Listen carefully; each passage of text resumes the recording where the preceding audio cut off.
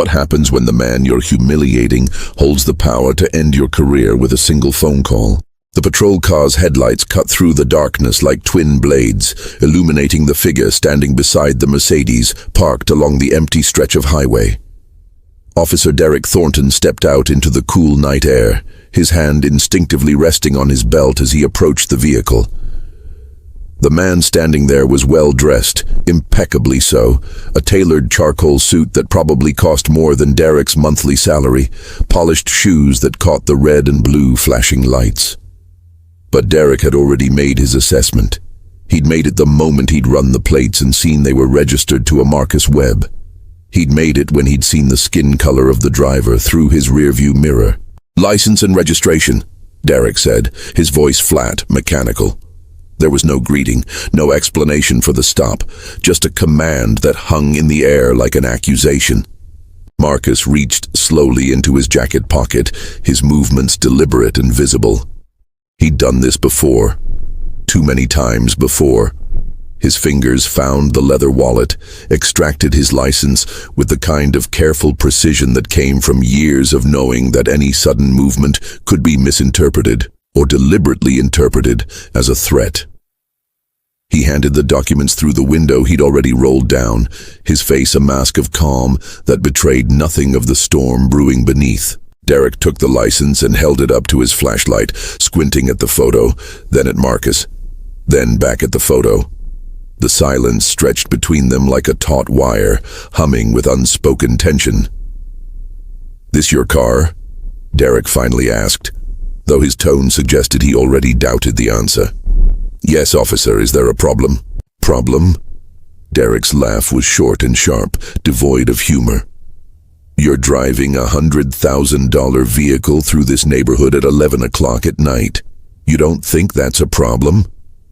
He leaned closer, his flashlight now trained directly on Marcus's face, forcing him to squint against the glare. "Where are you coming from?"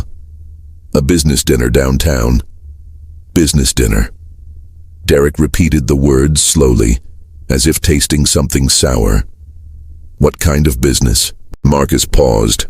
This was the moment where he could reveal who he was, where he could drop the name that would change everything, where he could watch this officer's face transform from contempt to panic. But something held him back. Perhaps it was curiosity. Perhaps it was the need to know just how far this would go. Perhaps it was the weight of every other time he'd been stopped, questioned, suspected for the crime of existing in spaces that men like Derek believed he didn't belong. "I work in corporate management," Marcus said simply. Derek's eyes narrowed. "Corporate management," he echoed, making the words sound like an accusation. "Uh-huh. Step out of the vehicle, please." "May I ask why I'm being—" "Step out of the vehicle, now." Marcus complied, unfolding his 6-foot frame from the driver's seat with the same careful deliberation he'd used for everything else. The highway stretched empty in both directions, a ribbon of asphalt bordered by darkness. No witnesses, no cameras that he could see. Just the two of them, the flashing lights and the weight of a history that neither of them had written but both of them were forced to perform. Hands on the hood. Derek's voice had taken on an edge now, a sharpness that suggested he was enjoying this. Marcus placed his palms flat against the cold metal of his own car, feeling the thrum of the engine still cooling beneath the surface. He stared at his reflection in the polished black paint, distorted, warped, barely recognizable. The pat-down was thorough, invasive, designed to humiliate. Derek's hands moved roughly across Marcus's shoulders, down his sides, along his legs. "You got anything illegal in this car? Drugs? Weapons? Stolen property?" "No, officer." "You won't mind if I take a look then?" It wasn't a question. Derek was already walking back toward the Mercedes, his flashlight sweeping across the leather interior. Marcus stood frozen by the hood, his hands still resting where they'd been placed, watching as this stranger violated the sanctity of his personal space, his property, his dignity. Minutes passed. Derek opened the glove compartment, rifled through the center console, even checked under the seats. He was searching for something, anything, that would justify this stop, that would validate his suspicions, that would prove whatever narrative he'd constructed in his mind about who Marcus was and what he must be guilty of. But there was nothing. The car was immaculate, empty of anything except insurance papers and a phone charger. Derek emerged from the vehicle looking frustrated. "Where'd you really get this car?" he asked, his tone now openly hostile. "I purchased it from a dealership. Would you like to see the don't get smart with me?" Derek stepped closer, invading Marcus's space, his chest nearly touching Marcus's, as if daring him to react, to push back, to give him a reason. "I know your type. Flashy car, expensive suit, probably some kind of scheme going on. Maybe fraud, maybe drugs, maybe I earned it," Marcus said quietly. His voice was steady, but something had shifted in his eyes. A flicker of something that made Derek pause just for a second before his arrogance reasserted itself. "Earned it," Derek scoffed. "Right. You know how many times I've heard that? You people always have some story about how you people." Marcus repeated the words slowly, letting them hang in the air between them. "Say it, officer. Say what you really mean." The night seemed to hold its breath. Somewhere in the distance, a semi-truck roared past on the parallel highway, its engine fading into the darkness. Derek's jaw tightened, his hand moving back to his belt, fingers dancing near his holster in a gesture that was meant to intimidate, to remind Marcus of the power imbalance that existed between them. "I don't have to explain myself to you," Derek said finally, "but I am going to write you a citation for—" He paused, scanning his mind for something, anything. "Failure to signal when changing lanes." "I used my signal. Are you calling me a liar?" Derek's voice rose, echoing across the empty highway. "Are you suggesting that I, a police officer, would make something up?" Marcus said nothing. His silence was answer enough. Derek pulled out his citation book with theatrical fury, scribbling across the paper with aggressive strokes. He tore the citation free and thrust it toward Marcus, who took it without looking at it. "You can fight it in court if you want," Derek said with a smirk that suggested he knew the outcome already, knew how these things always went, knew that the system was designed to make men like Marcus prove their innocence, rather than assuming it. "Good luck with that." Marcus folded the citation carefully, tucking it into his jacket pocket. His hand lingered there for a moment, feeling the rectangular shape of his phone, the one he'd been recording with since the moment Derek had approached. But he said nothing about that. Not yet. "Am I free to go, officer?" Derek waved him away with dismissive irritation. "Get out of here, and maybe next time, think about whether you belong in a car like that." Marcus climbed back into his Mercedes, his hands gripping the steering wheel as he watched Derek return to his patrol car in the rearview mirror. The engine purred to life beneath him, a sound of power, of achievement, of everything he'd built through decades of work that this officer had dismissed in minutes. He pulled back onto the highway, maintaining exactly the speed limit, his mind already working through what would come next. Because Derek Thornton had made a critical mistake tonight. He'd made assumptions. He'd let his prejudice guide his actions. He'd treated a man like a criminal based on nothing but the color of his skin and his own corrupted sense of authority. But what Derek didn't know, what he couldn't have known, was that the man he'd just humiliated on that empty stretch of highway wasn't just Marcus Webb, corporate manager. He was Marcus Webb, Chief Executive Officer of Thornhill Security Solutions, the very company that held the contract for the entire police department's training programs, equipment supplies, and technological infrastructure. The company that, with a single board decision, could reshape the future of every officer in that department. And as Marcus drove through the darkness toward home, his phone recording safely stored, his mind already composing the emails he would send tomorrow, one thought echoed through his mind with crystal clarity. Derek Thornton had just stopped the wrong man on the wrong night. And by morning, everything would change. The first rays of dawn filtered through the floor-to-ceiling windows of Marcus Webb's corner office on the 42nd floor, casting long shadows across the polished mahogany desk where he sat, motionless, staring at the folded citation that lay before him like a piece of evidence at a crime scene. He hadn't slept.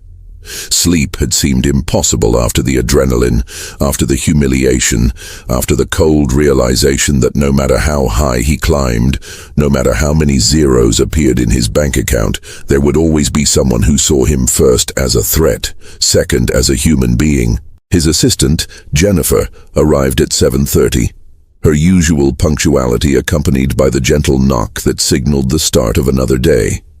She entered carrying her tablet and a coffee that she'd stopped bringing for Marcus months ago, after learning he preferred to make his own in the small kitchen adjacent to his office. "Morning, Mr. Webb. Your 8 o'clock with the mayor's office has been moved to 9.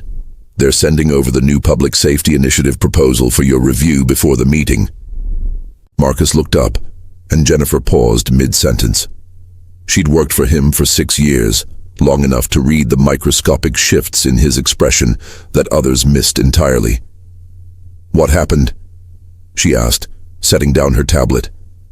Jennifer pulled the contract files for the police department, all of them, training programs, equipment leases, software licensing, everything.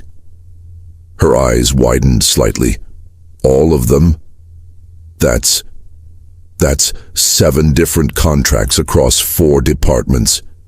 Is there a problem with—" "Just pull them and schedule an emergency board meeting for tomorrow morning, full board, no exceptions."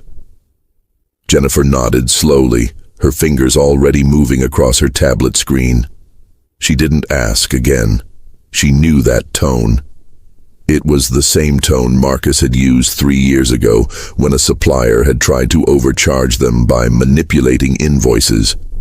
The same tone that had preceded a complete restructuring of their vendor relationships.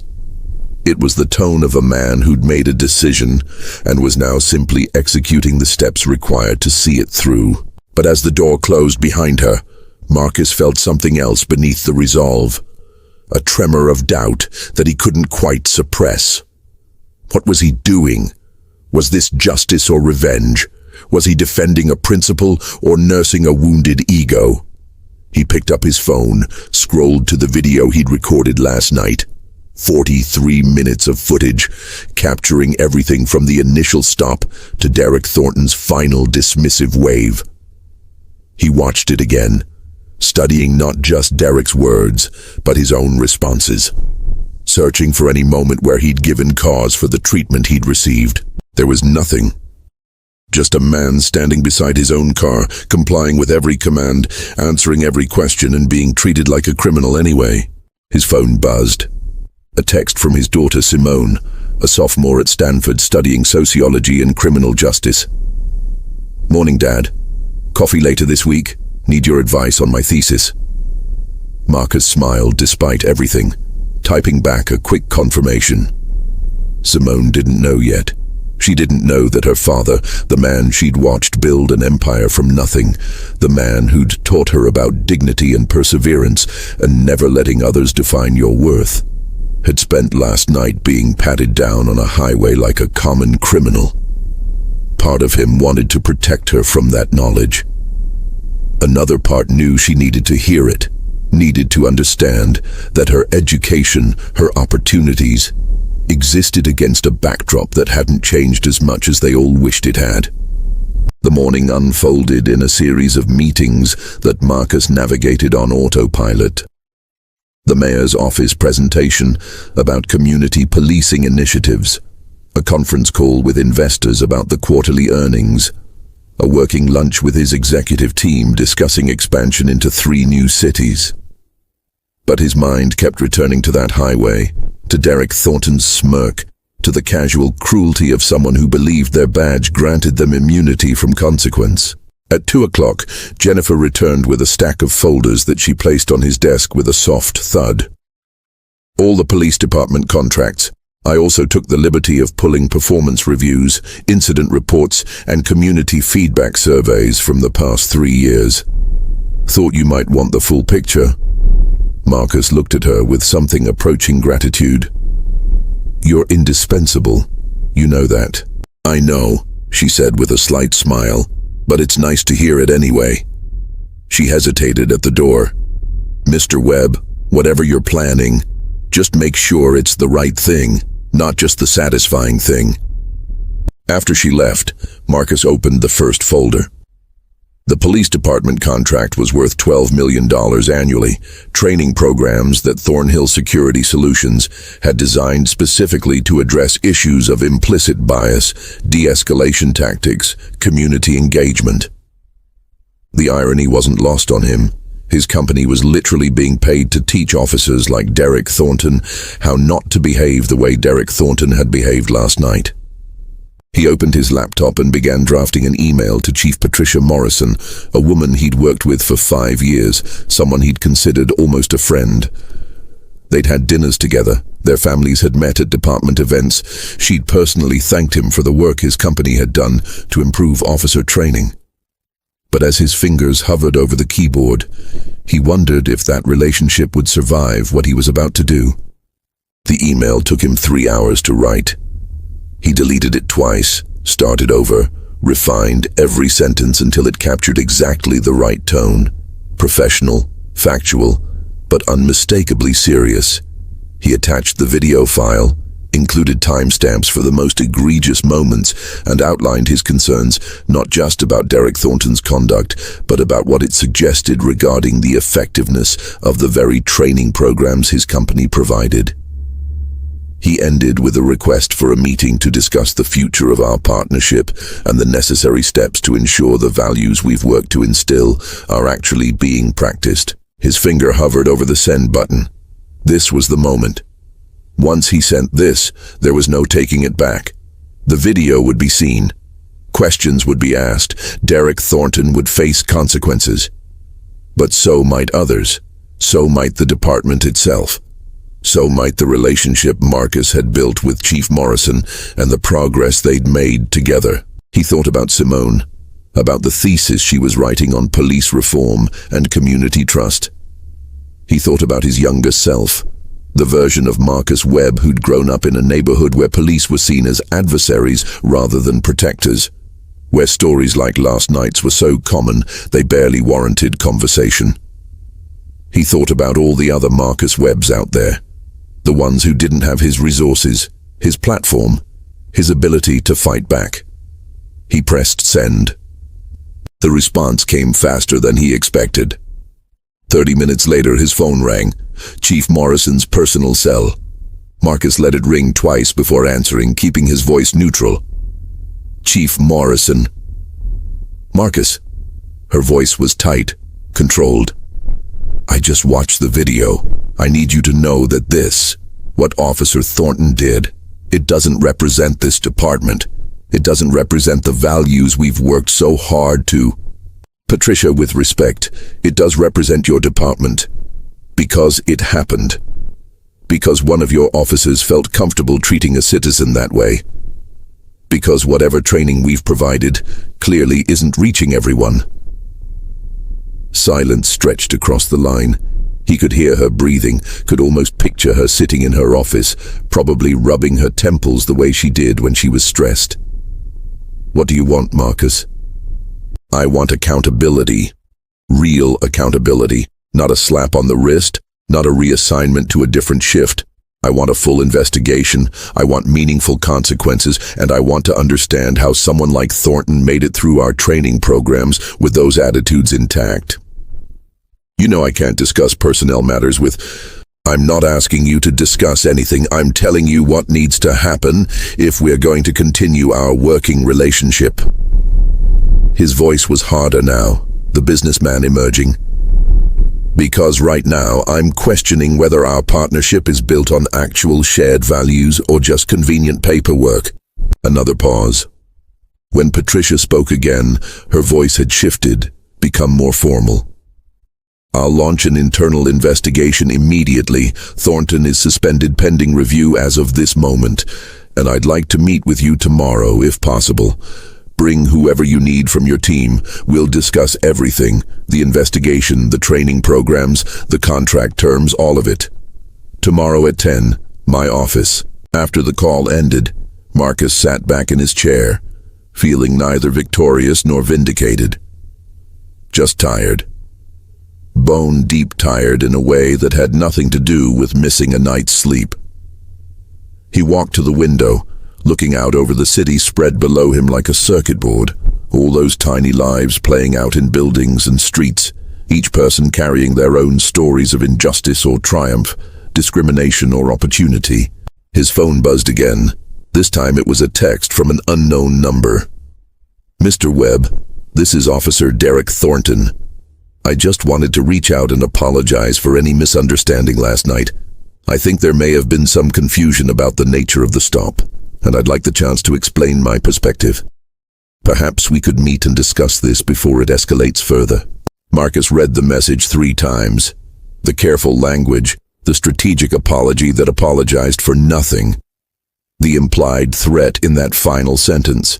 Before it escalates further, as if Marcus was the one escalating, as if responding to mistreatment was somehow more problematic than the mistreatment itself. He typed back a single sentence. "All communication should go through Chief Morrison and the official investigation. I have nothing to say to you directly." He hit send and immediately blocked the number.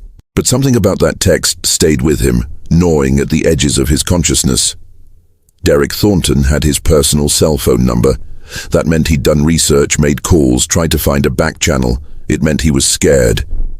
And a scared person with a badge and a gun and a sense of threatened authority was a dangerous variable in an already volatile equation. Marcus returned to his desk and opened a new document. He began typing a letter, not to Chief Morrison this time, but to the City Council, the Police Oversight Board, the local NAACP chapter, the media outlets he'd worked with before.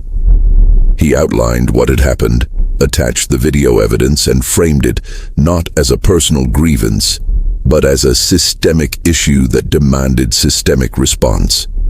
If Derek Thornton wanted to make this bigger, Marcus would oblige him. But he'd do it the right way, through the proper channels, with the full weight of his position and his platform behind him. As the sun began to set, painting his office in shades of amber and gold, Marcus finally felt something shift inside him. Not peace exactly, but purpose. This wasn't about revenge anymore, if it ever had been. This was about using the power he'd earned to protect those who didn't have it. This was about making sure that the next person Derek Thornton pulled over, the next young black man or woman driving a car that someone decided they couldn't possibly afford, honestly, might be treated with basic human dignity. His phone rang one more time. Jennifer's extension. "Mr. Webb, there's a reporter from Channel 7 here in the lobby. Says she heard about an incident involving you and the police department, wants to know if you have a statement." Marcus took a breath. This was it. The moment where a private humiliation became a public confrontation, where his personal experience transformed into a platform for change. "Send her up," he said. "And Jennifer, call Simone. Tell her I need to talk to her tonight. She should hear this from me before she sees it on the news." The reporter's name was Angela Chen, and she arrived with the kind of sharp awareness that marked career journalists who'd learned to smell stories beneath the surface of official statements. She sat across from Marcus in the leather chair, reserved for important visitors, her phone recording between them on the desk like a small black witness. Her cameraman waited in the outer office. This preliminary conversation was off the record, a feeling-out process that both of them understood without saying. "Thank you for seeing me, Mr. Webb," Angela began, her eyes scanning his face with the practiced assessment of someone trained to read what people weren't saying. "I received an anonymous tip this morning about an incident involving you and an officer from the Metropolitan Police Department. The tipster suggested it was recorded. They suggested it was significant. Marcus considered her carefully. Anonymous tip. That meant someone inside the department was already leaking, already positioning the narrative before the official investigation even began. It could have been someone sympathetic to his situation, or it could have been someone trying to control the story before it controlled them. What exactly did this tip say? That you were stopped last night, questioned aggressively, searched without probable cause, and treated in a manner inconsistent with both department policy and basic civil rights. They said you have video evidence. They said you're the CEO of the company that trains these officers. Angela leaned forward slightly. They said this could be the biggest story about police accountability this city has seen in years. And what do you think? Marcus asked. Angela smiled, a quick flash that was more acknowledgement than warmth. I think stories like this happen every day. I think what makes this one different is that you have the resources to fight back, the evidence to prove it, and the platform to be heard. I think most people who experience what you experienced last night don't have any of those things. So the question is, are you going to use them? It was a challenge disguised as a question, and Marcus recognized it for what it was. Angela Chen wasn't interested in a simple he-said-she-said piece about a traffic stop gone wrong. She was interested in the larger story, the systemic implications, the uncomfortable truth that even success and wealth couldn't insulate you from prejudice when it came wearing a badge. Off the record? Marcus asked. Angela nodded, though they both knew nothing was ever truly off the record once it left your mouth. I'm angry, Marcus said quietly. I'm angrier than I've been in years, maybe ever. Because I've done everything right. I've built a company that employs 300 people. I've donated millions to community programs. I've worked with law enforcement to try to make things better. And last night, none of that mattered. To Officer Thornton, I was just another black man in an expensive car who needed to be put in his place. He paused, feeling the weight of the words. But anger isn't strategy. So yes, I'm going to fight this, but I'm going to fight it the right way. Through official channels, through the investigation, through the systems that are supposed to provide accountability. And if those systems fail, then we'll talk about what comes next. Angela studied him for a long moment. Can I see the video? Marcus turned his laptop toward her, pulling up the file. For the next 43 minutes, they sat in silence as the footage played. The initial stop, the interrogation, the pat-down, Derek Thornton's escalating hostility, his thinly veiled accusations, his final dismissive gesture. Angela's expression remained neutral throughout, but Marcus saw her jaw tighten during certain moments, saw her make notes at specific timestamps. When it ended, she sat back, exhaling slowly. Mr. Webb, I want to run this story. With your permission, I want to make this the lead tonight. But I need you to understand what that means. The moment this airs, you become the face of this issue. Your life gets dissected, your company gets scrutinized. Every decision you've ever made becomes relevant. The department will dig for anything they can use to discredit you. And Officer Thornton's attorney, because he'll get an attorney, will paint you as someone using their wealth and influence to destroy a cop's career over a routine traffic stop.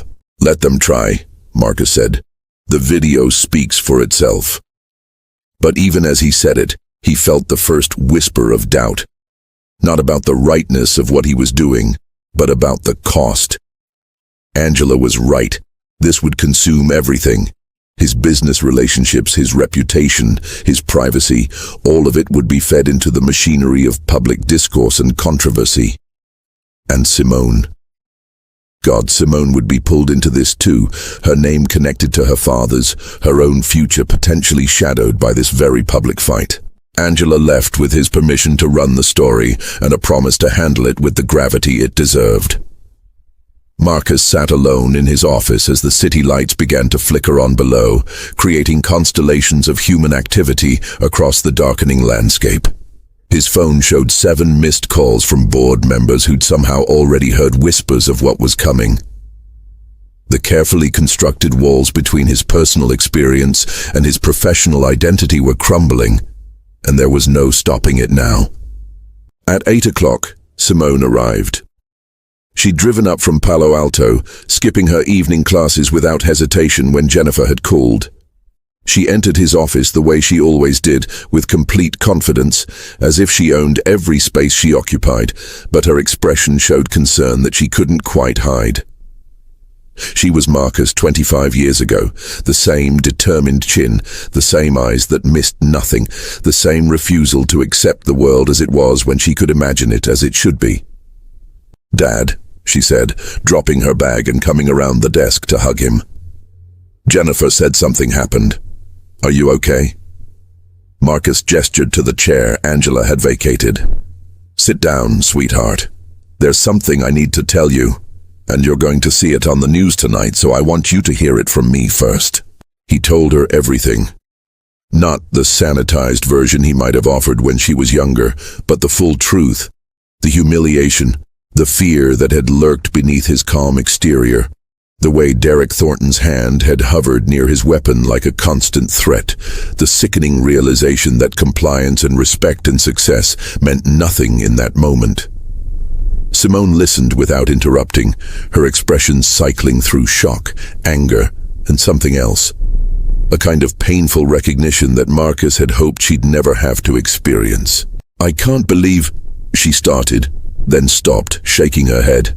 "No, that's not true. I can believe it.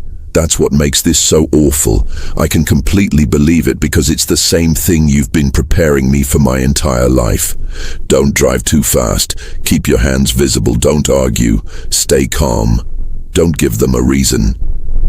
Her voice broke slightly on the last word. "You did everything right and it didn't matter." "No," Marcus agreed. "It didn't matter to Officer Thornton, but it might matter to the system. That's what we're about to find out." Simone stood and walked to the window, her silhouette backlit by the city lights. "My thesis," she said quietly. "It's about the myth of meritocracy in policing, about how we tell ourselves that bad cops are just individual failures, not symptoms of structural problems, about how we implement training programs and body cameras and community oversight, and then act surprised when the same patterns keep repeating." She turned to face him. "Dad, you literally wrote the training program that Officer Thornton went through. You designed it to prevent exactly what happened to you last night, and it didn't work." The observation landed like a physical blow. Marcus had been so focused on Derek Thornton's failure, on the department's failure, that he hadn't fully confronted the possibility that his own approach had failed too. The training programs he'd developed with such care, the modules on implicit bias and de-escalation and community trust, they were supposed to change things. They were supposed to create officers who saw citizens as people first, threats never unless proven otherwise. But Derek Thornton had sat through those trainings, passed those tests, received those certifications, and then treated Marcus exactly as officers had been treating black men for generations. "So what does that mean?" Marcus asked, not entirely sure he wanted to hear the answer. "That training doesn't work. That people like Thornton can't be changed. That everything I've built, everything I've tried to do is just theater." Simone came back to the desk, placing her hands flat on its surface, leaning toward him with an intensity that reminded him of her mother, gone now for 5 years, but still present in moments like these. "It means that individual solutions can't fix systemic problems. You can't train away racism when the entire structure of policing is built on a foundation that was designed to control and suppress. You can't teach empathy to people who've been socialized to see certain communities as enemy territory." She paused, weighing her next words. "Dad, you've been trying to reform a system that might need to be reimagined entirely." Before Marcus could respond, his phone buzzed with an alert. Angela Chen's story was live. The news station's website showed his face next to Derek Thornton's official department photo, the headline reading, "Tech CEO alleges racial profiling in traffic stop. Exclusive video." Marcus opened the video feed, watching as Angela delivered her report with the measured gravity she'd promised. The footage played in edited segments, each moment carefully selected to illustrate the escalation, the absence of justification, the undercurrent of hostility that had defined the entire encounter. Within minutes, Marcus's phone exploded with notifications. Text messages from friends and colleagues expressing support or asking if he was okay. Emails from reporters requesting interviews.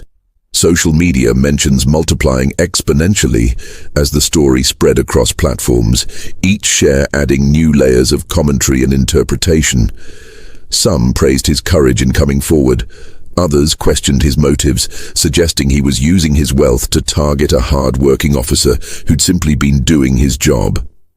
The narratives were forming in real time, splitting along predictable fault lines of race and politics and personal experience. But then something unexpected appeared in his feed. A video posted by a woman named Crystal Martinez, time-stamped from 3 months earlier. In it, she described being pulled over by Officer Derek Thornton under similar circumstances, questioned about how she could afford her car, treated with the same presumption of criminality that Marcus had experienced. She'd filed a complaint that had gone nowhere. She'd tried to speak out and been dismissed. She didn't have Marcus's resources, his platform, his ability to make people listen, and she wasn't alone. Within an hour, 5 more people had come forward with their own stories about Derek Thornton. A young black college student pulled over while driving to his campus job.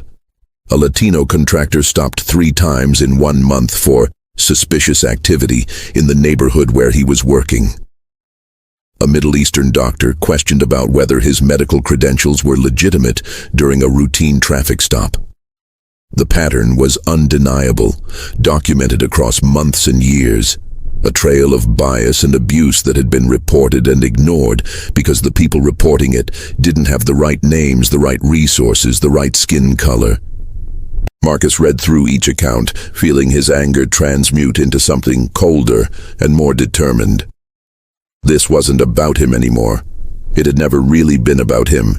He was just the one with the camera, the platform, the inability to be dismissed as easily as Crystal Martinez and the others had been dismissed. He was the crack in the wall through which their stories could finally pour. Simone was reading over his shoulder, her hand gripping his chair. "Dad," she whispered, "this is bigger than one officer. This is documentation of a pattern. This is evidence." Marcus nodded slowly, his mind already working through the implications. Tomorrow's board meeting would be different now. This wasn't about one contract or one investigation. This was about whether his company would continue to profit from a system that clearly wasn't working. Whether the training programs he'd designed were actually creating change or just providing cover for departments that wanted to appear progressive without making meaningful reforms. His phone rang. Chief Morrison again. He let it go to voicemail. Whatever she had to say could wait until morning, until he'd had time to process this flood of evidence, until he'd decided what it meant for everything he'd built. "What are you going to do?" Simone asked. Marcus looked at his daughter, at the hope and fear and determination in her eyes, and realized he was standing at a crossroads far more significant than he'd understood when he pressed send on that first email. He could pursue the safe path, push for accountability for Derek Thornton specifically, accept whatever reforms the department offered, maintain his lucrative contracts and his carefully cultivated relationships. Or he could follow this revelation to its logical conclusion. Use this moment to demand not just individual accountability, but structural transformation, even if it meant sacrificing everything he'd built in the process. The answer should have been obvious. But sitting there in his office, watching more stories flood in, more people finding the courage to speak because someone with power had spoken first, Marcus felt the full weight of what that choice would cost. Not just professionally, but personally. Every relationship he'd built in this city, every bridge he'd carefully constructed, every compromise he'd made to get a seat at the table, all of it would be tested. "I don't know yet," he admitted, "but I think we're about to find out who I really am." The morning arrived like a reckoning. Marcus had stayed at the office through the night, watching the story metastasize across every platform, every news cycle, every conversation. By dawn, Derek Thornton's name was trending nationally. Cable news had picked up the footage. Legal analysts were dissecting every frame, every word, every gesture. Civil rights organizations were calling for federal investigations. And somewhere in the city, Derek Thornton was waking up to find his life transformed into a symbol, a case study, a warning about what happens when prejudice meets technology and the wrong person has the power to fight back. Jennifer arrived at 6:30 with coffee and a stack of newspapers, their front pages dominated by variations of the same story. She said nothing as she placed them on his desk, just met his eyes with an expression that conveyed both solidarity and concern. The board meeting was in 3 hours. Marcus had spent the night preparing remarks that he'd written and rewritten until the words had lost all meaning, until he could no longer distinguish between what he believed and what he thought he should believe. Simone had fallen asleep on the leather couch in his office around 3, her laptop still open to her thesis document, now filling with new citations, new evidence, the academic framework of her argument suddenly validated by lived experience in the most painful way possible. Marcus watched her sleep for a moment, remembering when she was small enough to curl up in his arms, when he could protect her from the world's cruelties through sheer force of love and presence. That illusion had shattered long ago, but some part of him still ached with the desire to shield her from what was coming. At 7:15, his phone rang. Chief Morrison, calling from her personal cell again rather than going through official channels. Marcus answered this time, stepping out onto the executive terrace where the morning air was sharp and cold against his skin. "Marcus, we need to talk before this gets any more out of control." Patricia's voice carried an edge of desperation that he'd never heard before. "I've had 3 city council members call me before 6 a.m. The mayor's office is demanding answers. Internal Affairs is being pressured to rush the investigation. And now I'm hearing that the DOJ is considering opening a pattern and practice investigation into the entire department." "Good," Marcus said simply. "Good?" Patricia's voice rose. "Marcus, do you understand what that means? A federal investigation could tear this department apart.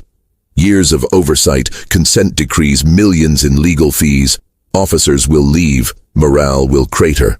The relationship between the department and the community that we've worked so hard to rebuild will..." "The relationship was never rebuilt, Patricia. That's the point. We just got better at pretending." Marcus gripped the railing, looking out over the city beginning to stir with morning traffic, thousands of lives intersecting in patterns of routine and chance. "Last night I watched videos of 7 different people describing almost identical experiences with Officer Thornton.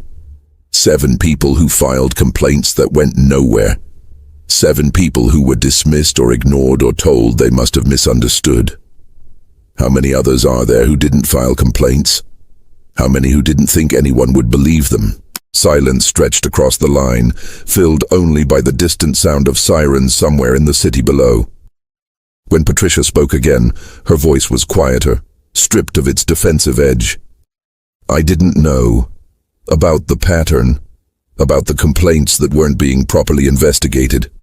I take responsibility for that failure. But Marcus, destroying the entire department won't help those people. It won't prevent the next Derek Thornton." "Maybe not," Marcus admitted. "But continuing to profit from a system that clearly isn't working makes me complicit. And I won't do that anymore." "What are you saying?" Marcus took a breath, feeling the words form before he fully understood their implications. I'm saying that Thornhill Security Solutions is suspending all contracts with the Metropolitan Police Department effective immediately. I'm saying that I'm prepared to testify before any investigation, federal or otherwise, about the gaps between the training we provided and the outcomes we're seeing. I'm saying that I can't, in good conscience, continue to take money for programs that aren't creating real change. The pause that followed felt like standing on the edge of a cliff, that moment of suspension before gravity reasserts itself. You're terminating $12 million in annual contracts because of one officer's actions. I'm terminating them because those actions reveal a systemic failure that training alone can't fix. And because staying silent, staying complicit, would make me part of the problem. Marcus's voice was steady now, the decision crystallizing even as he spoke it. This isn't about revenge, Patricia. It's about integrity. Either I believe in the principles I've been claiming to uphold, or I don't. There's no middle ground left. After the call ended, Marcus stood on the terrace for a long time, feeling the weight of what he'd just done settle across his shoulders like a physical burden. $12 million. 300 employees whose livelihoods depended on contracts like the one he'd just suspended. Board members who would demand explanations, investors who would question his judgment, competitors who would circle like sharks, sensing blood in the water. He'd just weaponized his company's principles, turned moral conviction into a business decision. And there was no way to predict how the fallout would reshape everything he'd built. When he returned to his office, Simone was awake, reading something on her phone with an expression of fierce concentration. She looked up as he entered. "Dad, you need to see this. Derek Thornton just posted a statement on his attorney's website." Marcus took her phone, scanning the carefully worded text. Thornton claimed he'd conducted a routine traffic stop based on reasonable suspicion. He'd treated Mr. Webb with the same professional courtesy he extended to all citizens. Any perceived hostility was a misunderstanding, possibly the result of Mr. Webb's own preconceptions about law enforcement. The search had been conducted with proper consent, a lie that the video clearly contradicted, and the entire situation was being blown out of proportion by someone seeking to use their wealth and influence to destroy a dedicated officer's career over a simple misunderstanding. The statement was a masterclass in deflection and gaslighting, designed to plant seeds of doubt about Marcus's motives, to reframe the aggressor as the victim. It would work with some people. It always did. The narrative of the powerful black man weaponizing his resources against a working-class white officer had a certain appeal in circles predisposed to see grievance rather than justice. "He's lying," Simone said, though they both knew the truth was more complicated than simple dishonesty. Thornton had probably convinced himself of his own version of events, rewritten the memory to align with his self-image as a good cop just doing his job. That was how bias worked. It didn't announce itself, didn't parade around in explicit hatred. It hid in the gap between intention and impact, in the space between what people thought they were doing and what they were actually doing. At 9 o'clock, the boardroom filled with 12 faces that Marcus had worked alongside for years, people who'd believed in his vision enough to invest their money and reputations into making it real.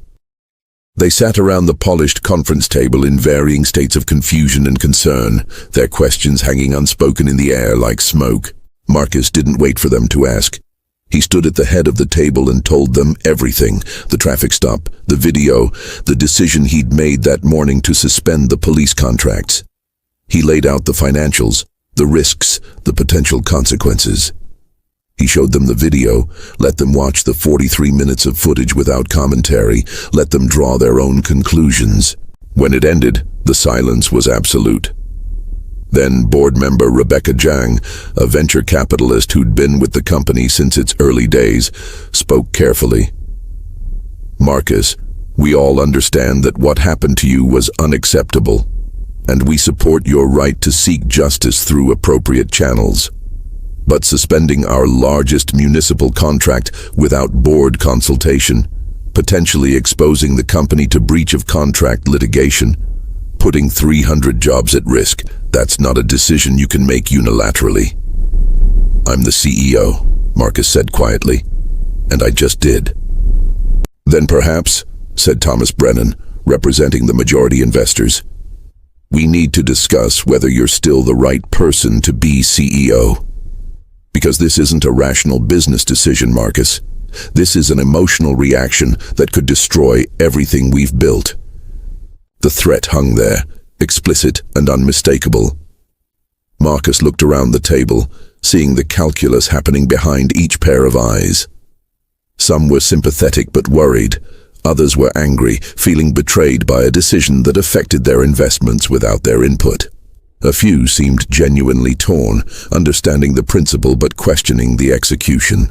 You're right, Marcus said, surprising them.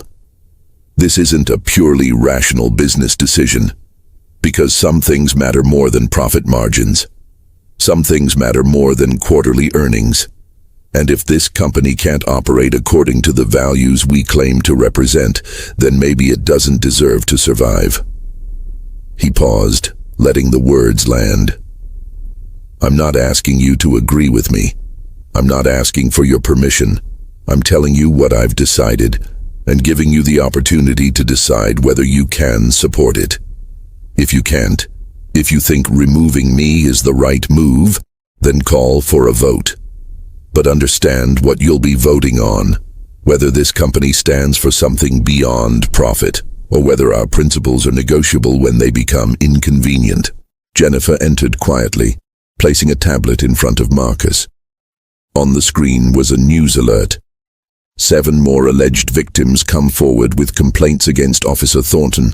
Pattern spans 5 years. Below it, another alert. DOJ announces civil rights investigation into Metropolitan Police Department. And another. Community organizations rally behind tech CEOs, stand against police misconduct. Marcus turned the tablet toward the board. This isn't just about one contract anymore. This is about whether we're going to be on the right side of history, or whether we're going to be remembered as the company that trained officers like Derek Thornton and then defended the status quo when it became uncomfortable to challenge it. The arguments that followed lasted 3 hours. Voices were raised, accusations of fiduciary irresponsibility were leveled, counter-arguments about long-term reputation and brand integrity were made. Financial projections were debated, legal ramifications were analyzed. Through it all, Marcus remained calm, answering every question, addressing every concern, refusing to budge from the fundamental position he'd staked out. Finally, Rebecca called for a vote. The motion to remove Marcus as CEO and reverse his decision required a 2/3 majority. Marcus watched hands rise, counting the ones supporting his removal. 5, 6, 7. His heart hammered against his ribs as the number climbed toward 8, the threshold that would end his tenure as leader of the company he'd built from nothing. The 8th hand wavered, then lowered. Rebecca's hand. She met his eyes across the table, and he saw something there. Not full agreement, but recognition of something larger at stake. 7 votes for removal, she announced. 5 against. The motion fails. Marcus exhaled, feeling the tension drain from his shoulders, even as he recognized that this wasn't victory, just survival. The board would be watching him more closely now. Every decision would be scrutinized, the pressure to reverse course to find some compromise that salvaged the contract while saving face would be relentless. But he'd won the immediate battle, and that would have to be enough for now. As the board members filed out, some avoiding his eyes, others offering words of qualified support, Simone appeared in the doorway. Her expression told him something had changed. Something new had emerged in the ongoing cascade of revelations that seemed to multiply by the hour. "Dad," she said quietly, "you need to see this, right now." She handed him her phone, where a video was playing. Not Marcus's video this time, but another one, posted by a journalist who'd been digging through body camera footage from other officers present during previous complaints against Derek Thornton. The footage showed Thornton in another stop, 6 months earlier, using almost identical language, making similar accusations, displaying the same pattern of presumptive hostility toward a driver whose only apparent crime was existing in a space that Thornton had decided they didn't belong. But that wasn't the shocking part. The shocking part was the other officer present in the frame. A training officer, someone from Thornhill Security Solutions, standing right there during the stop, watching it unfold, saying nothing to intervene or correct or challenge Thornton's approach. The trainer was visible only briefly, but clearly enough to see the Thornhill Security Solutions logo on their jacket, clearly enough to raise questions about whether Marcus's company had known about Thornton's pattern and failed to act, failed to report, failed to prevent what had eventually happened to Marcus himself. The irony was devastating, the complicity was undeniable. And as Marcus stared at the frozen frame of his own company's trainer standing by, while Derek Thornton violated every principle they were supposedly teaching, he realized that this story was far from over. It was just beginning to reveal its true scope. Marcus watched the video loop 3 more times, each viewing tightening the knot in his chest until breathing felt like a conscious effort. The trainer's face was partially obscured by the angle, but the logo was unmistakable.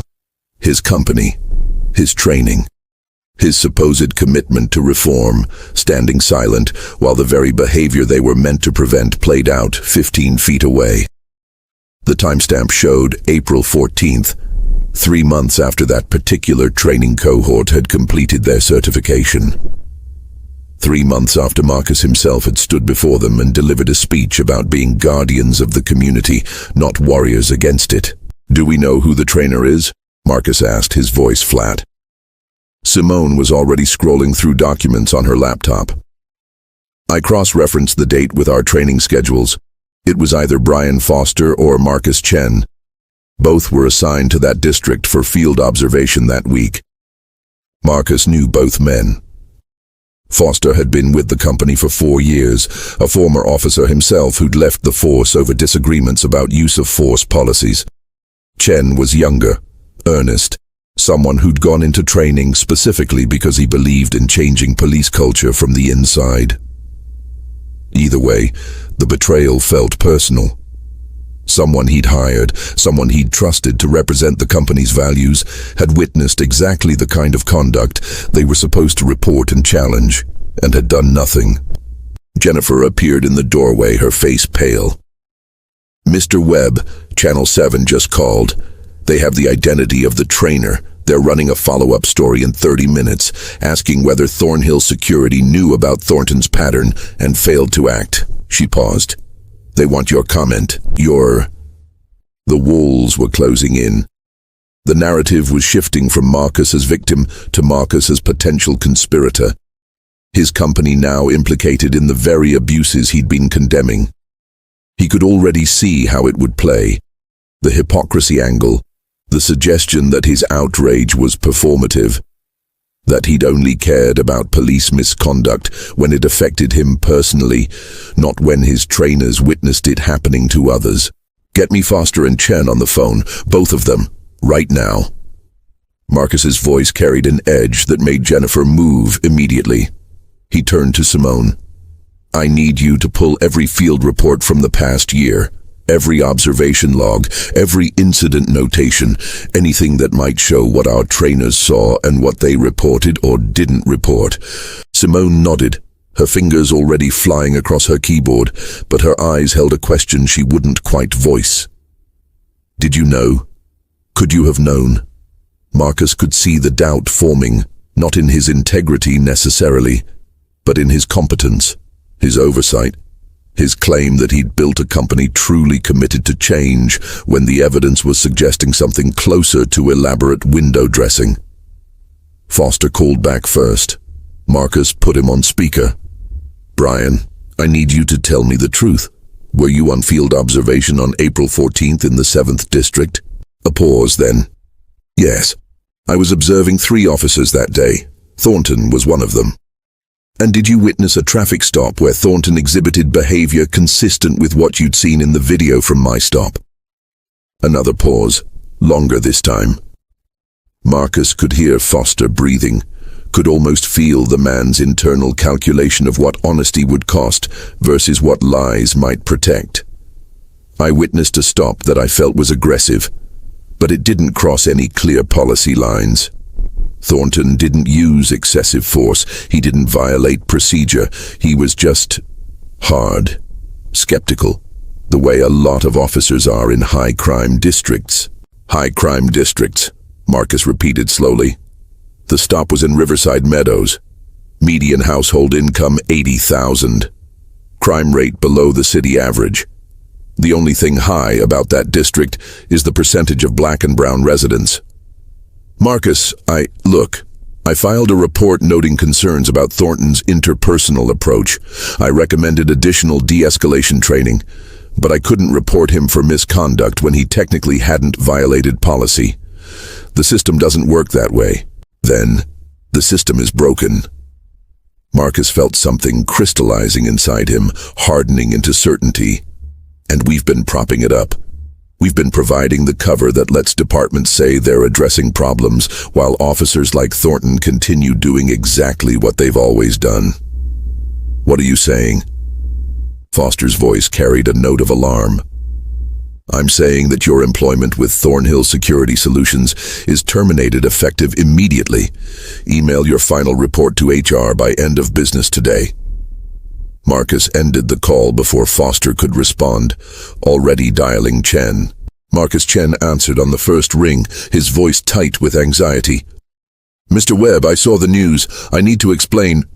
Were you in the 7th District on April 14th? No, sir. I was scheduled, but I had to call out that day. Family emergency. Foster covered my shift. Relief flooded Chen's voice. But sir, I need to tell you something. I've been documenting concerns about how our field observation program works for months. The reports we file, the recommendations we make, they go into the department system and then just disappear. Nothing happens. Officers we flag for concerning behavior get the same passing marks as everyone else. It's like our actual assessments don't matter, only the certification itself. Marcus closed his eyes. This was worse than one trainer's failure. This was structural, systematic. His entire model for creating change through training and observation was revealed as fundamentally flawed, not because the training was inadequate, but because the systems it fed into were designed to absorb criticism without implementing change. They'd been selling reform theater, and he'd been too invested in believing his own narrative to see it clearly. Marcus, Simone said quietly, looking up from her laptop. I've gone through 47 field observation reports from the past 6 months. 23 of them note concerns about officer behavior or approach. Do you know how many resulted in any documented corrective action? Tell me. 0, not 1. Every officer received their certification regardless of what our trainers observed. The reports just get filed and forgotten. The room felt smaller suddenly, the air thinner. Marcus walked to the window, pressing his forehead against the cool glass, looking down at the city where thousands of interactions between police and citizens were happening right now. Some routine, some transformative, some traumatic. How many of those officers had been through his training? How many had sat in his classrooms and nodded at all the right moments and then returned to the streets to do exactly what they'd always done, armed now with a certificate that said they'd been taught better? His phone buzzed with an incoming call from an unknown number. Against his better judgment, he answered. Mr. Webb, my name is Leonard Sykes. I'm an attorney representing Officer Derek Thornton. The voice was smooth, practiced, the kind that made its living finding loopholes and crafting narratives. I'm calling as a professional courtesy to inform you that we're filing a defamation lawsuit against you and your company for $120 million. We're also filing complaints with the State Licensing Board regarding your company's training practices, alleging fraud and misrepresentation. Marcus felt strangely calm, as if some part of him had been expecting this. On what grounds? On the grounds that you've maliciously destroyed my client's reputation and career, that your company's training certifications were issued fraudulently, given that your own trainers failed to properly document or address concerning behaviors they witnessed, and that you've used your wealth and platform to conduct a calculated campaign to ruin a dedicated public servant. Sykes paused for effect. We have evidence that your trainer witnessed the April 14th stop and filed a report acknowledging no policy violations occurred. We have testimony from multiple officers that your training programs are more about checking boxes for political optics than creating meaningful change. And we have your own public statements suspending contracts worth millions, which demonstrates that this is a personal vendetta rather than a legitimate concern about police conduct. Is that all? Marcus asked quietly. We're also prepared to release information about several instances where Thornhill Security Solutions received complaints about its training content being one-sided, politically biased, and demoralizing to officers. We're going to show that your company has been actively working to undermine law enforcement morale and effectiveness while profiting from contracts that you never intended to fulfill in good faith. Marcus understood the strategy. Bury him in litigation, drain his resources, paint him as the aggressor and Thornton as the victim. Turn this from a story about racial profiling into a story about a wealthy CEO using his influence to destroy a working-class officer. It might even work with some audiences in some circles, but it wouldn't change what the video showed. It wouldn't erase the pattern of complaints. It wouldn't make the truth less true. Tell Officer Thornton I'll see him in court, Marcus said, and tell him to bring the body camera footage from every stop he's made in the past 5 years. Let's put it all on the record. He ended the call and turned to find Simone and Jennifer both staring at him. He's really suing you? Jennifer asked. He's desperate. People do extreme things when their entire identity is threatened. Marcus sat heavily in his chair, feeling the accumulated weight of the past 36 hours settling into his bones. But he's not wrong about one thing. Our training programs aren't working. Not because the content is bad, but because training alone can't fix a system that isn't designed to change. So what do we do? Simone asked. Marcus pulled up the statement he'd been drafting, the one he'd been afraid to finalize because it would burn every remaining bridge with law enforcement agencies across the country. He read it aloud, his voice growing stronger with each word. Effective immediately, Thornhill Security Solutions is suspending all law enforcement training contracts, pending a comprehensive review of our programs and their actual effectiveness. We can no longer, in good conscience, certify officers as trained in de-escalation and bias awareness when systemic factors prevent that training from translating into changed behavior. We acknowledge that our field observation program failed to create meaningful accountability, and we take responsibility for our role in providing cover for departments that wanted the appearance of reform without its substance. Moving forward, we will only engage with departments that commit to transparent, binding accountability measures tied to our training outcomes. And we will redirect company resources toward supporting communities affected by police misconduct, including legal assistance, documentation services, and policy advocacy for structural reform. Silence filled the office. Jennifer spoke first. Mr. Webb, that's essentially shutting down 70% of your business. Yes, the board will never approve this. I'm not asking them to approve it. I'm informing them. And if they vote to remove me this time, so be it. Marcus looked at both women, seeing his own uncertainty reflected in their faces. I built this company on a belief that we could change policing from the inside, that training and education could overcome institutional bias. I was wrong, or at least I was incomplete. Training matters, but it's not enough. And I won't keep taking money to teach officers how to be better while the system actively prevents them from putting those lessons into practice. His phone lit up with a text from Rebecca Jang. Board emergency meeting, tonight, 7 p.m. This has to stop, Marcus. He typed back a single word. No. Another text, this time from an unfamiliar number. He almost deleted it until he saw the name at the bottom, Crystal Martinez. Mr. Webb, thank you for standing up when so many others couldn't. Because of you, my complaint is finally being investigated. Because of you, people are listening.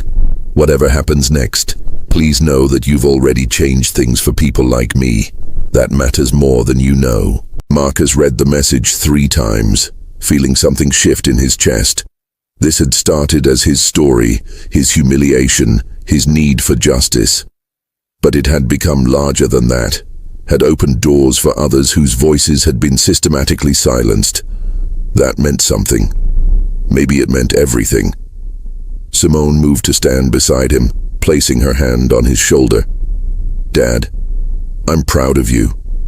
Mom would be proud of you. Not because you built a successful company, but because you're willing to sacrifice it for something that matters more. Marcus covered her hand with his own, blinking against the sudden sting in his eyes. I hope I'm doing the right thing. There is no right thing, Simone said softly. There's just the thing that lets you look at yourself in the mirror tomorrow. The thing that your daughter can tell her children about someday without having to make excuses or add context. Through the window, the sun was beginning to set, painting the city in shades of gold and shadow. Somewhere out there, Derek Thornton was preparing for his own battle, convinced of his righteousness, unable or unwilling to see how his actions on that highway had been shaped by assumptions and biases he'd probably never consciously acknowledged. Somewhere, Chief Morrison was dealing with the political fallout of a department under federal investigation. Somewhere, Crystal Martinez and others like her were watching this unfold, perhaps daring to hope that this time might be different, that this time the pattern might finally break. And here, in this office on the 42nd floor, Marcus Webb was choosing to jump off a cliff without knowing whether he'd fly or fall. But at least he was jumping. The emergency board meeting that night felt less like a negotiation and more like a funeral. Marcus sat at the head of the table once again, but the dynamic had shifted. The board members who filed in wore expressions ranging from resignation to barely concealed anger.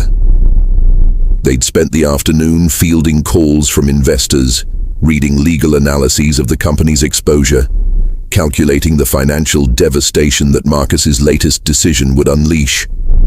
Rebecca Jang didn't wait for formalities. She placed a folder in front of Marcus containing a severance package, a non-disparagement agreement, and a resignation letter already drafted with his name at the bottom. We're trying to save what you built, she said quietly. But we can't do that with you still at the helm. This isn't personal, Marcus. It's survival. Marcus opened the folder, scanning the terms. They were generous, almost embarrassingly so. Enough money to live comfortably for the rest of his life, even enough to fund whatever advocacy work he wanted to pursue. All he had to do was walk away quietly, let someone else steer the company back toward profitability, let the story fade into the background noise of a news cycle that never stopped long enough to remember yesterday's outrage. He thought about accepting. God, how he thought about it. The exhaustion was crushing, the weight of public scrutiny suffocating. He could take the money, support reform efforts from the outside, be with Simone, live something resembling a normal life again. No one would blame him. He'd already done more than most people in his position would have dared. But then he looked up and saw Simone standing in the doorway where Jennifer had let her in. She wasn't supposed to be there, but somehow her presence felt inevitable. She was watching him with those eyes that saw everything, that would remember this moment for the rest of her life, that would shape how she understood what it meant to have power and principle and the terrible choice between them. I can't sign this, Marcus said, sliding the folder back across the table. Not because I don't understand the business rationale, but because signing this would mean admitting that money matters more than meaning, that survival matters more than purpose. And I can't teach my daughter that lesson. I won't. Thomas Brennan stood abruptly. Then you leave us no choice. I move to remove Marcus Webb as CEO, effective immediately, for actions detrimental to the company's financial interests and fiduciary obligations to shareholders. The vote was swift this time, 9-3, not even close. Marcus felt strangely detached as he watched hands rise, watched the company he'd built for 15 years slip away in the span of 30 seconds. Rebecca's hand went up last, slowly, her eyes meeting his with something that looked like apology, or maybe respect. When it was done, she spoke with formal precision. The motion passes. Marcus Webb is removed as CEO. The board appoints interim leadership and will begin the search for a permanent replacement immediately. She paused. Marcus, you're still the majority shareholder. You still have influence over major decisions. But day-to-day operations will no longer be under your control. Marcus stood, gathering the few personal items on the table before him. I understand. I'll clean out my office tonight. He looked around at the faces that had once been allies, partners, believers in a shared vision. For what it's worth, I don't regret what I did. I regret that it took happening to me personally before I saw clearly what was broken. I regret that we built something that looked like progress, but was really just a more sophisticated version of the status quo. And I regret that it took losing all of this to understand what actually matters. He walked toward the door where Simone waited. No one spoke. No one tried to stop him. The silence felt like witnessing something too intimate to interrupt. A man's public crucifixion disguised as a corporate decision. Outside, the hallway stretched empty and fluorescent, nothing like the warm space it had been that morning when it was still his domain. Marcus and Simone rode the elevator down in silence, the numbers descending like a countdown to some unknowable future. In the lobby, a few employees who'd heard the news stood in small clusters, their conversations dying as Marcus passed. Some looked away. Others nodded with expressions he couldn't quite read. One young analyst, a woman Marcus had hired straight out of grad school, stepped forward. Mr. Webb, I just wanted to say thank you for showing us that some things are worth more than job security. She glanced at her colleagues. A lot of us have been talking about what comes next. About whether we want to work for a version of this company that chose profit over principle. Some of us might be looking for new opportunities soon. Better ones. Marcus managed a smile. The door's always open. Wherever I land, whatever I do next, I'll need people who understand that business should serve values, not the other way around. Outside, the night air was cool and carried the distant scent of rain. Marcus and Simone walked without destination, just moving through the city streets as people flowed around them, everyone absorbed in their own dramas and triumphs and defeats. They ended up at a small park overlooking the river, sitting on a bench beneath trees that were just beginning to shed their autumn leaves. So what now? Simone asked. Marcus leaned back, looking up through the branches at the stars barely visible through the city's light pollution. I don't know.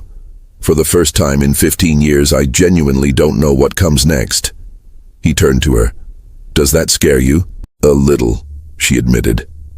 But also, it feels honest. Like we're finally past the part where we pretend to have all the answers. She pulled out her phone, scrolling through the flood of messages and articles that hadn't stopped since his story broke. Dad, look at this. 23 cities are reviewing their police training contracts. 15 departments are under new federal scrutiny. Congress is holding hearings on police accountability. None of that would have happened if you'd stayed quiet. None of it would have happened if you'd taken the safe path. Marcus read through the updates, feeling something like hope trying to break through the exhaustion. Change was happening, messy and incomplete, and probably inadequate, but happening nonetheless. And somewhere in all of it, Derek Thornton was facing actual consequences for behavior that had gone unchecked for years. It wasn't redemption exactly, wasn't vindication, but it was something. His phone rang. Chief Morrison. He almost didn't answer, but curiosity won out.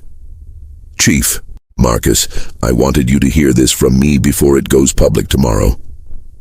The internal investigation is complete.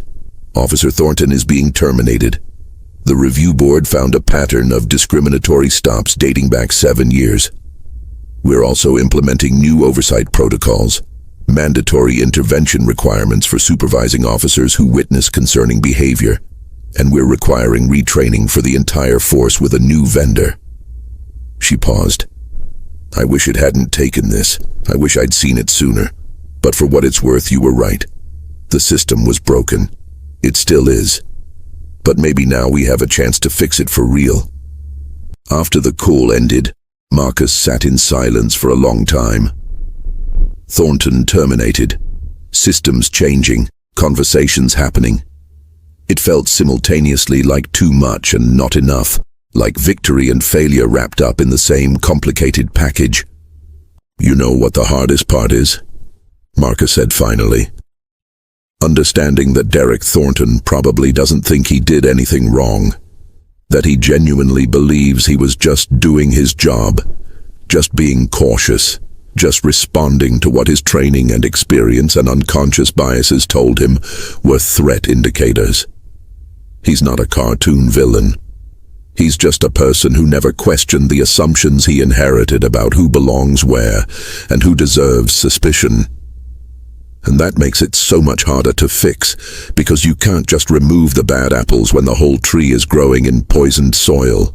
Simone nodded slowly. "My thesis advisor told me something last semester.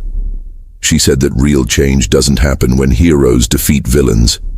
It happens when enough ordinary people get uncomfortable enough with the status quo that maintaining it becomes harder than transforming it. You made people uncomfortable, Dad. You made them question things they'd rather leave unexamined. That's not nothing." They sat together as the city hummed around them, two people processing the wreckage and possibility of the past few days. Marcus thought about the man he'd been a week ago, comfortable in his success, confident in his company's mission, believing he'd found a way to profit while making a difference. That man felt like a stranger now, someone naive enough to think change could be painless, that progress could happen without sacrifice. 3 weeks later, Marcus stood in a community center in the neighborhood where he'd grown up, addressing a room full of activists, lawyers, and organizers who'd been fighting these battles long before his video went viral. He'd been invited to speak about his experience, but mostly he listened. He heard stories that made his own seem almost mild by comparison. Stories of sons shot by officers who faced no consequences. Stories of daughters traumatized by encounters that never made the news. Stories of communities that had been over-policed and underserved for generations, where the patterns he'd helped expose were simply Tuesday afternoon. When he finally spoke, he kept it brief. "I was angry when this happened to me. Angry in a way I hadn't been in years, maybe ever. But I've learned that anger isn't enough. It's not even the point. The point is what you do with it, how you transform personal outrage into collective action, how you take your moment of visibility and use it to illuminate others who've been fighting in the dark." He looked around the room.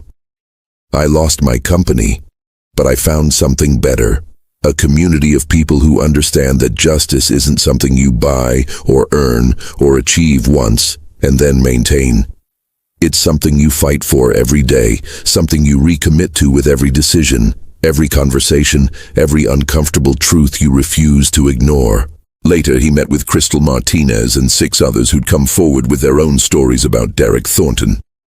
They were planning a civil suit, and they wanted Marcus to testify, to lend his name and credibility to their fight for compensation and systemic reform. He agreed without hesitation, understanding now that his value wasn't in being special or different, but in being connected, in using whatever privilege he'd accumulated to amplify voices that deserved to be heard. Simone finished her thesis in December, dedicating it to her father with a quote that brought tears to his eyes. "For teaching me that integrity isn't about never failing, but about what you do after you realize you've been complicit." She graduated with honors and immediate job offers from 3 civil rights organizations. She chose the smallest one, the scrappiest one, the one that paid the least but was doing the most direct work with communities experiencing the kinds of injustices that had become personal for her. Marcus started a new venture, funded by the severance package he'd eventually negotiated and a handful of investors who believed in what he was building. Not a training company this time, but a documentation and accountability network that helped communities collect evidence of police misconduct, connected victims with legal resources, and tracked patterns that individual complaints couldn't capture. It was smaller than Thornhill Security Solutions had been, less profitable, and infinitely more meaningful. Derek Thornton's lawsuit eventually collapsed under the weight of evidence. The video Marcus had recorded was just the beginning.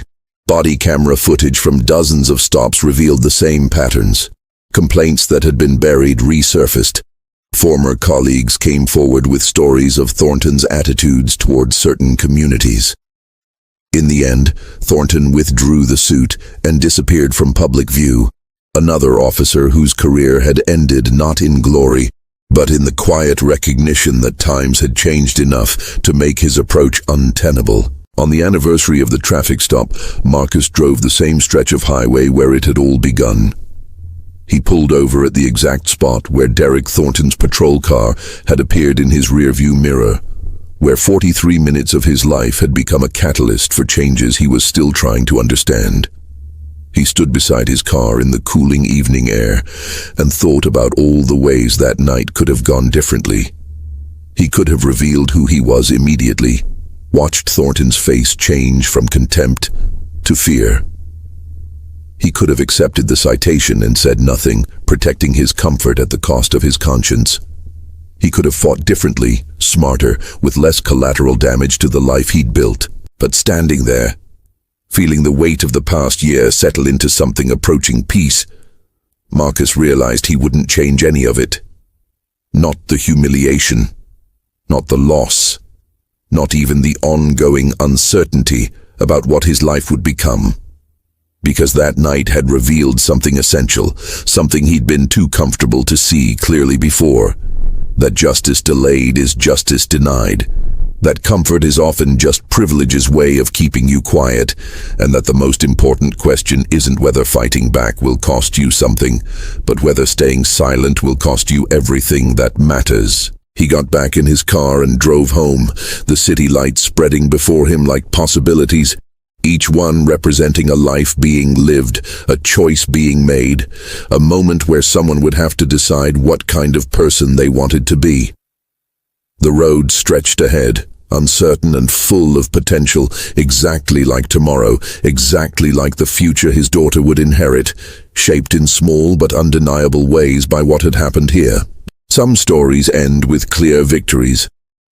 This one ended with something better, with understanding that the fight itself is the point, that standing up changes you even when it doesn't change everything, and that courage isn't the absence of fear, but the decision that something else matters more. Marcus Webb had been stopped on a highway for the crime of existing in a space where someone thought he didn't belong.